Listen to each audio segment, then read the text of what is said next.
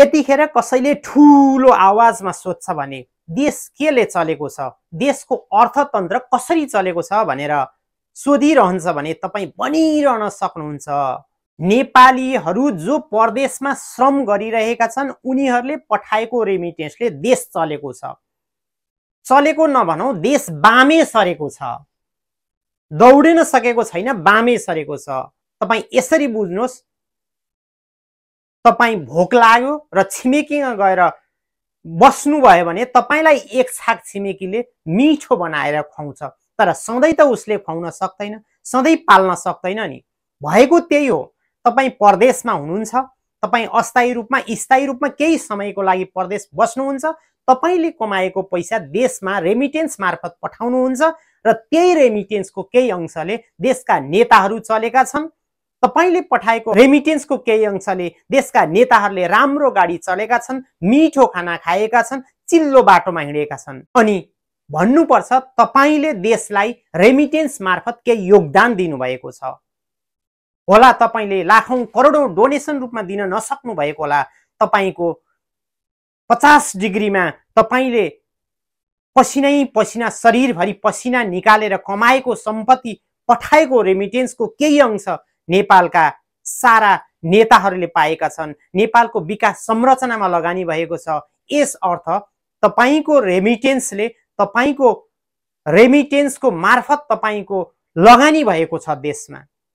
त्यसैले तपाईले कानुनी रूपमा पैसा पठाउने गर्नुहोस्।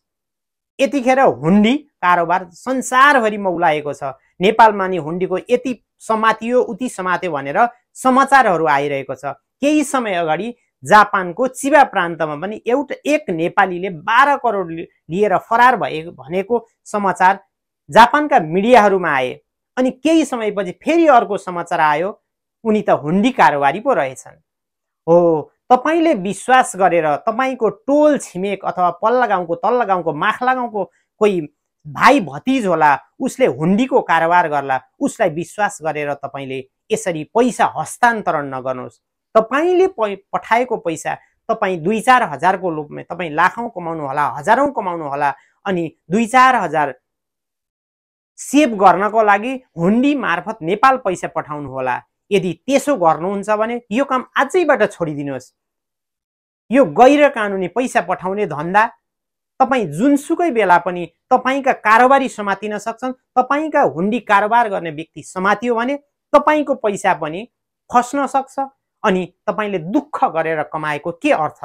त्यसैले तपाईले सुरक्षित रूपमा तपाईँ गर्वसाथ मैले पठाएको पैसा हो भनेर तपाईको पैसाको लिगल सोर्स एकदम क्लियर बनाउनको लागि तपाईले रेमिटेन्स मार्फत पैसा पठाउने गर्नुहोस्। गैर कानुनी पैसा पठाउँदा तपाईको कारोबारी समात्यो भने तपाईको पैसा त बर्बाद भयो अनि तपाईँ पनि हुन्डी कारोबार गर्ने र गराउने दुवै जेल जान सक्छन्।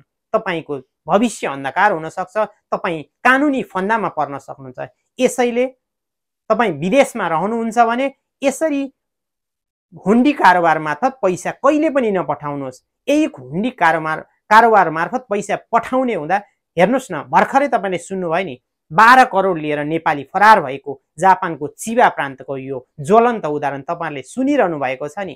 अब पनि तपाईँ यस्तै कारोबार गर्नुहुन्छ भो, छोडिदिनुहोस्। हुन्डीको कारोबार छोडिदिनुहोस् र रेमिटेन्स मार्फत कानुनी रूपमा एकदम आफू माथि परेर फेयर रूपमा पैसा पठाउने कारोबार आजैबाट सुरु गर्नुहोस् है।